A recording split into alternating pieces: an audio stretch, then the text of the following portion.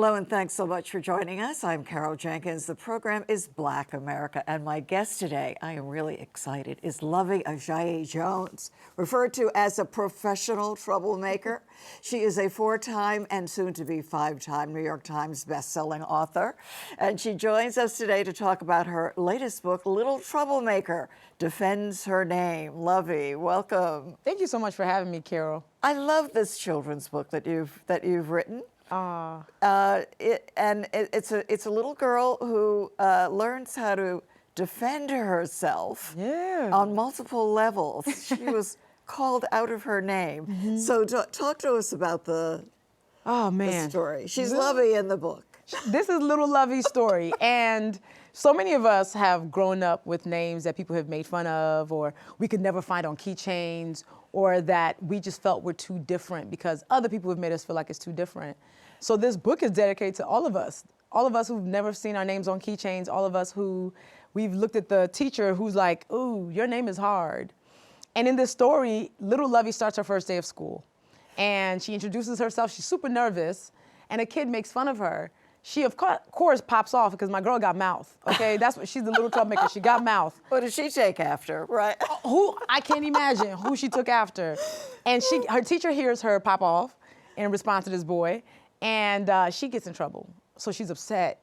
When her mom comes for lunch, she's like, I hate this school. I don't even like my teacher. This is all trash. Ultimately, her mom's like, let's go talk to your teacher. Let's have a conversation. And when she does, her teacher actually listens to her, apologizes for not hearing her side, and has the kid come over and apologize too. And her and the kid become friends. And at the end of it, she's like, I had the best day ever. Yes, love everything. So yeah, it's such a, I feel like it's such a universal childhood story. Right, and a universal adult story these days as well, you know? Yeah, I think we all need it. Honestly, I wrote this book for me. Let's actually keep it a book. I wrote this book for me because it's kind of healing to be able to see this character get apologies when people actually offend her when it comes to her name, as somebody who spent a lifetime. Right, defending my own name. I use this book and other Little Troublemaker books to really kind of heal that moment where we never got the apology we actually deserved, or where we never felt seen and where we never felt heard. Well, and the illustrations are fabulous as well. Shout out to Joey. It tells a big, beautiful story. Yeah. You were called out of your name on social media recently. People are well-meaning. So my first name is Ifeoluwa. I was born and raised in Nigeria. And that Ifeoluwa means God's love. And that's where the Luvvie came from. Right. When I talked about it on social media, somebody referred to me as that. And I was like, I see you, I feel the love, but that's also not a name everybody has access to. And I think that's really related to this book too. Like, all of us being able to identify who we want to be in a space is really important. You know, how we want to be called is important. So I had to send, I made a video because I got different emails from people who were using my first name as if they knew me. And that's a name that's reserved for family. So I was like, hey, y'all, I love you. Thank you so much for the love. However, that is not a name that everybody has access to. Right, just call me Luvvie. Just call me Luvvie. One of the things I love is that you're now on Booktober. You're also going to schools and talking to kids and reading this book to kids. It's very important to you that you go right, you have a direct connection to the children. Yeah, that's really important. For this book, I've been like, get me into the classrooms, because this message is so important for kids to hear early, that their names are worth defending. And you know, sometimes as adults, we're talking to each other. I wrote this book for the kids, so I really want to hear the kids and what they think and make them feel powerful so they also know. Because I just went to a school where I asked the kids, it was 200 kids in the auditorium, and I asked them, who here has ever seen their names on keychains? And about 20 of the kids said this. So that means most of the room had not. And I said, well, do you think your name is cool? And they were like, yeah. And I was like, who here thinks their name is cool? And like all of them did this. I was like, yes, remember that.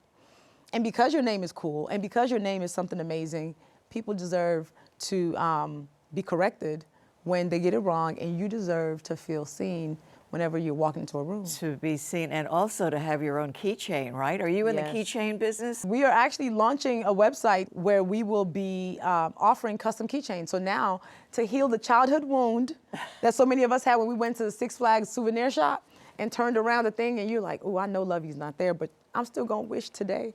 Yeah, we are gonna allow people to order custom keychains That's fabulous. You see, we're right on the cusp of a new Luvvie enterprise. That's new enterprise. That's fabulous. I just want to make sure everybody gets what they need. We need a Carol too. It's not Carol a very now. popular name. You have to be a certain age to be named Carol. But wait, what? You've never seen your name on keychains? Not in a few decades. No. Ah, okay, that's fair. You know what? That's also fair because names. There's a cycle to names. Exactly. So we have to have a Carol. Carol, I'm going to get you a keychain. Okay, don't worry. great. Now you're also doing a sponsorship about the books, which I think is also great. So I'm deeply committed to getting this book into the hands of as many kids as possible.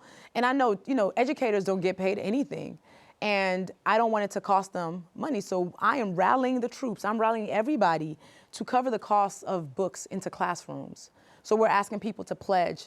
5 books is $100. 10 books is $200. A whole classroom is about $750. So I'm inviting anybody who would like to join us for our sponsorship train. And we do that through which website? You go to ltsponsortrain.com. Okay. And you sign up and sponsor a set of books, and we will match you with the educator and just tell you where to ship it to.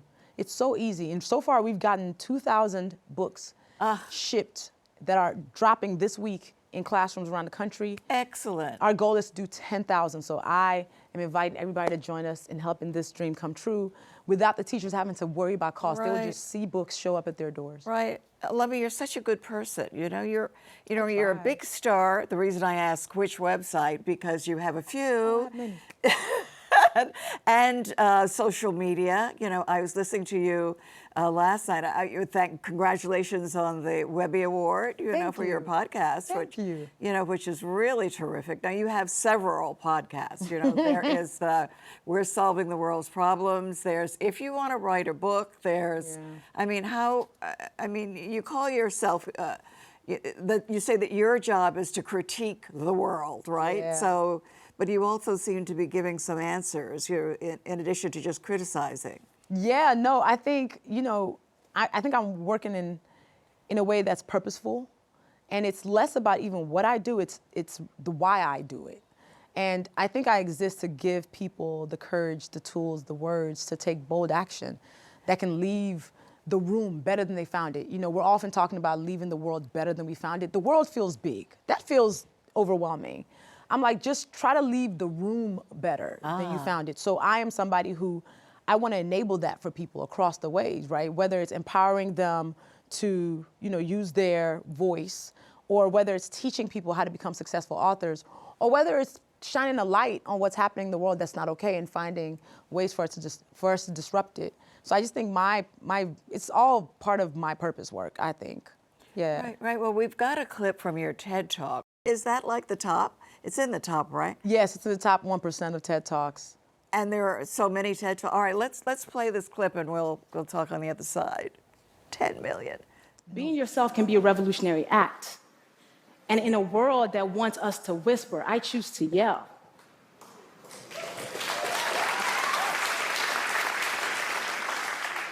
When it's time to say these hard things, I ask myself 3 things. 1, did you mean it? 2, can you defend it? 3, did you say it with love? If the answer is yes to all 3, I say it and let the chips fall. Whoa, love it, love it. I say it and let the chips fall. Yeah. So what are you saying today? Because we are the last time we saw each other in person was at the Democratic National Conference. We were young had a and great full of hope. picture. Everybody was very excited then. Yeah. Not so excited now. Oh, man.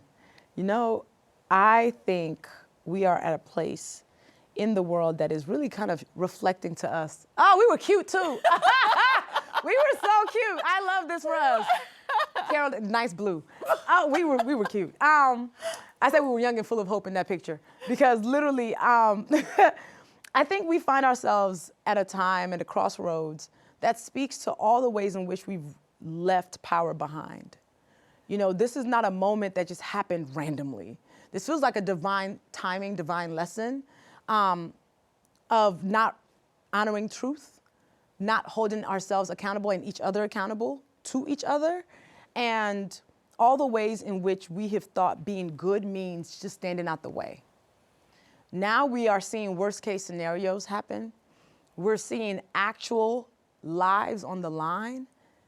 And I think right now the question for all of us to think about is, what are we gonna do then? And will our inaction convict us? I actually think our inaction so far has actually convicted us. And by our, I mean the greater American population. I feel like Black Americans have done our part. But as a collective, I mean, we are in this moment where the systems are failing, where the empire is crumbling, and people are like, how did we get here? I think we left a lot behind. We left truth behind. We left courage behind. We left power behind.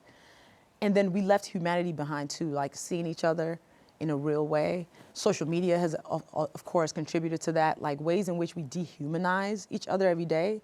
And I don't think we need to cower. I think now is the time when we need to find all that courage that we've been holding down and find the urgency of the time and just move. Right, right. Well, you need to speak. More people need to hear you say that because more people are seriously afraid. Yeah. So, and the chips falling where they may be for so many people is that we know it's vengeance, retribution. So how do we, I think the answer is collectively resist that. Yeah. But it's real life. It's not some mystical, perhaps it may happen. Right. But I think about how and by we again, Black Americans have always resisted and have kind of always lived under a fascist regime in this country. Because in spite of what was happening for everybody else, what was happening for Black people and indigenous people was oppression. So what everybody's recognizing now is that, oh, this is what it looks like. See, this is also why y'all are seeing Black people doing boots on the ground.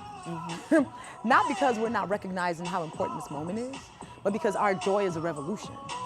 Like, to be able to find joy in the worst of humanity while there's suffering has been our specialty. That is how we've lived. That's how we've survived. So when they're like, I can't believe people are line dancing, and I'm like, trust, the people who are line dancing are also getting, after the line dance, organizing things in mutual aid. So they're not just randomly out here. And I think right now is when, you know, the majority group, which, again, that in itself is also, they called us minorities for a long time. We're not. But white people are going to have to step up. Honestly, it comes down to that. Right. So as you've seen the protest has been happening, I think Black people need to sit back. Because anytime we've showed up to protest, they have turned them into violent moves, not because of us, but because they see us and they see violence from nothing we've done. It's like I saw a protest the other day. I can't remember what city it was. There were like 3 Black people there and they got arrested. And I'm just like, right. Really? Really? I think our work is different. I think this is a moment where our work is collective community, is where we need to go deeper into ourselves and mutual aid, where we do need to organize and be having the secret meetings and the underground meetings, but we don't necessarily have to put our bodies on the line right now. I think it is time for other people to do that. Yeah.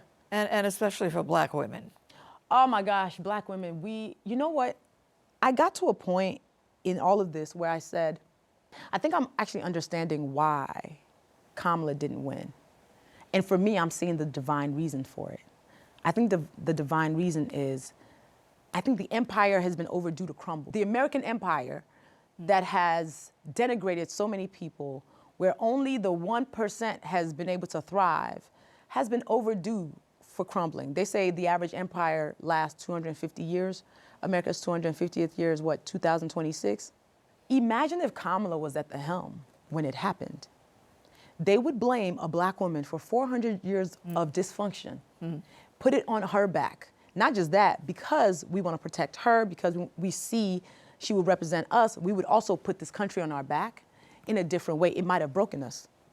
So I realize what is happening right now is actually above and beyond all of us. What we just need to do is double down on ourselves, on each other, on collective care, on soul care, on self-care, and Black women especially, we need it. We're so overdue for it. It is time for us to put the capes down, take our deep breath, and say, okay, what is my priority? How can I put my mask on first? How can I protect the ones I love? And then be able to protect outside of those people. And I think that's what we need to do. You know, I had not heard that before. As often we hear things from you first, you know, in terms of the scope of things. Speak to us about specific activities. I know you say collective, do it. You know, where do you see yourself putting your actions? I know you're writing. Writing, yeah. I think one, I am definitely making sure I'm pouring more into my sisterhoods. So I'm checking in on my friends. How are you doing? Like, how's your spirit? Are you okay? Two, I think a lot of us who are in the positions to make more money need to make more money, and here's why. We might need to support more people. As the economy is crashing, as this recession that economists have been saying are gonna happen, we might actually have to take on more responsibility, paying somebody's mortgage, paying somebody's rent, making sure somebody else has food. So that's the practical piece of saving more money, asking people, what do you need? Do you need a job? And really making sure community is a verb is what I'm trying to double down on.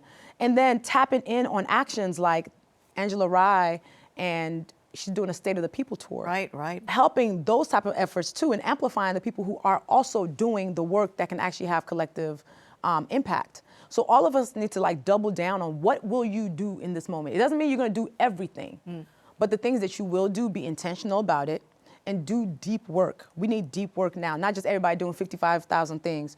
Can you figure out 3 places, 3 ways that you can actually have real impact? Can you give somebody advice? Can you give somebody money? Can you give somebody time? Can you give them energy? Can you give them a job? Just let's get back to the practical. Talk to us about your activity sheets for everybody. What, like for my little troublemakers, or just like, I mean, that's the other thing.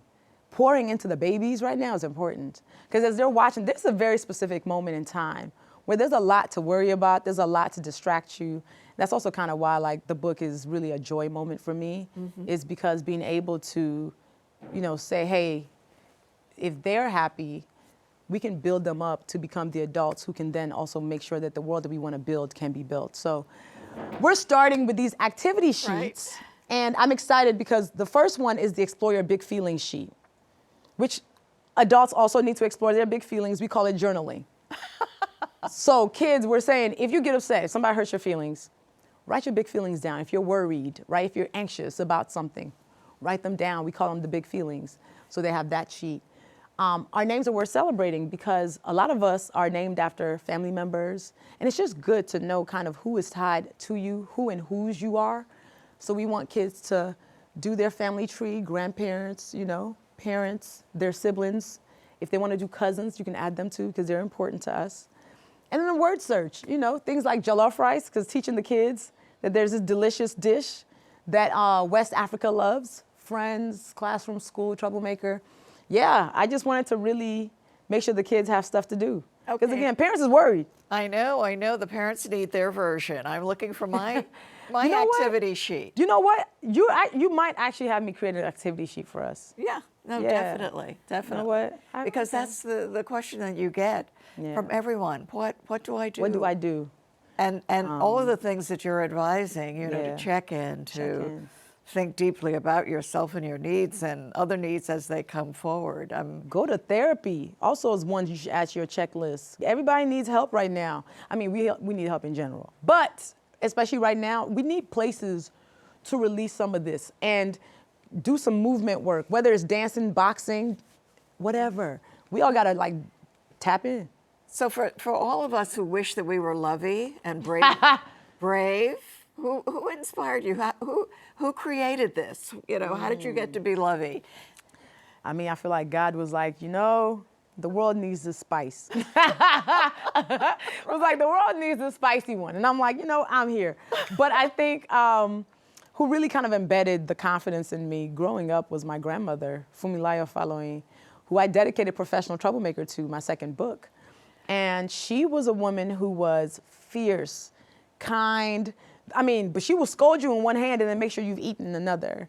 You know, and growing up in the same house as her, because I grew up in a multi-generational home, our home became a safe space. It became a safe space in the neighborhood. Like if somebody needed food, they would knock on the door and my grandmother would open the door and say, what do you need? Invite you in, feed you, and make sure you left with Tupperware's worth of food. Because she's like, make sure the other people in your house. And I saw that woman, like she would go to the market and come back and there's somebody trailing her. We're like, who is that? And she's like, they're gonna live with us for the next month because they don't have a space right now. Right, right. We'll just take care of them for the next month. Right. So I also saw in action what it looked like to be a community member who took action to care. So that's who I saw. Like my grandmother, when she passed in 2011, I chose what she was buried in.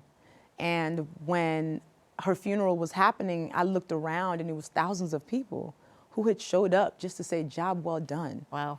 And my grandmother never had a high school degree, didn't go to college, but she built this life that ended up being honored by thousands of people when she was no longer here. And for me, it was an affirmation of what it looked like to be purpose-driven, to be kind, to still be fierce. You don't have to be nice, you can be kind though, and be loved and make impact. So it kind of left an extra mark in me that was like, remember this. Like you can be this person, fully yourself, be honored, be successful, live in integrity, be peaceful, be joyful, be faith-led. Did you say be nice but not kind? Yes. What does that mean? I think nice is weaponized too much, especially when it comes to women. Huh. People think we need to be nice, and I'm like, nah, nice is being like, hey, Carol, it's raining outside.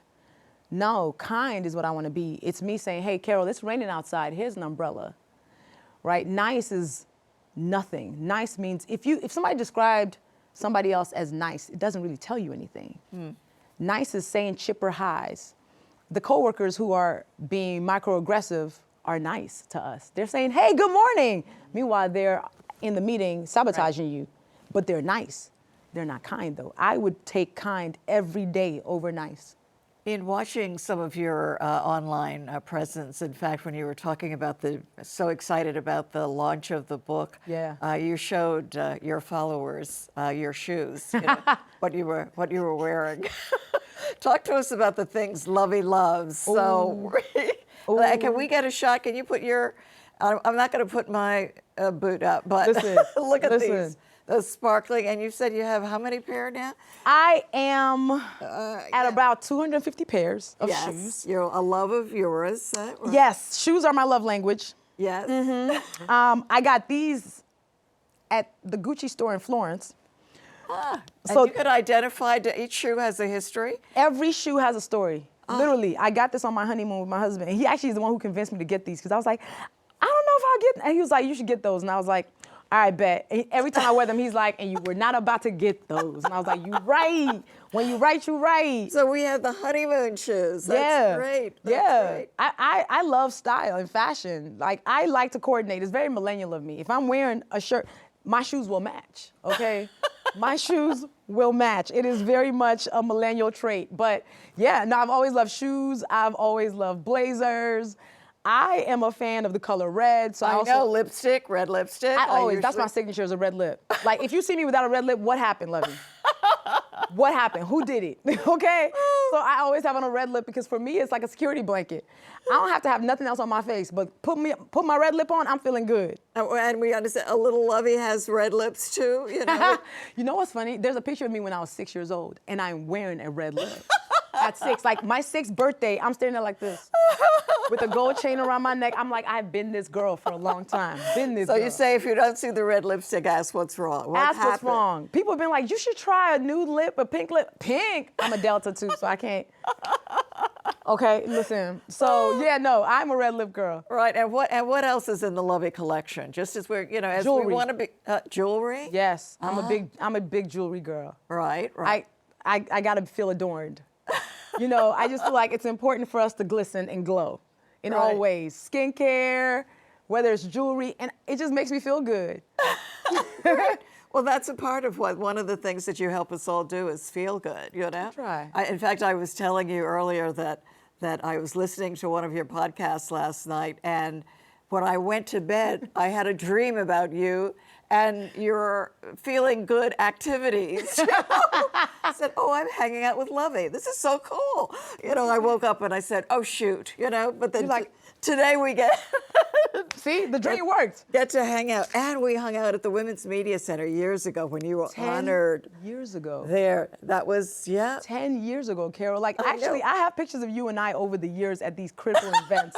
Miss Foundation. Like, I have so many pictures. Democratic Convention. You haven't aged in 10 years, which is also wild. Because I'm like, what is, it's giving vampire. I love it for you. I was like, how is Carol, the picture I have of you from 2015 still looks the same as you today. And I'm just like, Carol, you just give me the, Well, the give me same for you, secrets. except you're blonde now. But I'm you know, blind. My hair is what tells me what year the picture that's going to is. be me next. I'm going to go blonde. I've been telling Audra, you know, our producer director, all Carol, the time. let me I'm going to see do the you. blonde thing, right? Audra, remember this. Please make me go blonde. And Audra has to remember, we have to say it on the camera, that you promised me some what? Some J's? Some J's. What are they? So I promised Carol some Jordans. I want to see Carol Jenkins in a pair of Jordans at least one time in my life. So I will find out Carol's size, and I'm going to pick the Jordans out for you and ship it to you. And I need to see the fit. I need to see the fit. It's going to be so cute. Oh, it's great. Luvvie, it is so wonderful to be able to talk to you on this show and do the Instagram search, do it online. She's got a million things going on. Yeah, and be sure to pick up this book because it is full of lessons for all of us, you know, and I think, you know, being called out of your name has many interpretations and, you know, Luvvie is giving us the solution to that in, you know, in this book. And her quote is, in a world that wants us to whisper, she chooses to yell. Yes. And her job is to create, to critique the universe. Luvvie Ajayi Jones, author of Little Troublemaker, Defends Her Name. Pick it up for your little people and read it for yourself as well. Thank you so much for being with us today. Thank you for having me. And that's Black America. I'm Carol Jenkins. We will see you the next time. Thanks for joining us. And now you can download the CUNY TV app in your Apple Store or in Google Play and find us there.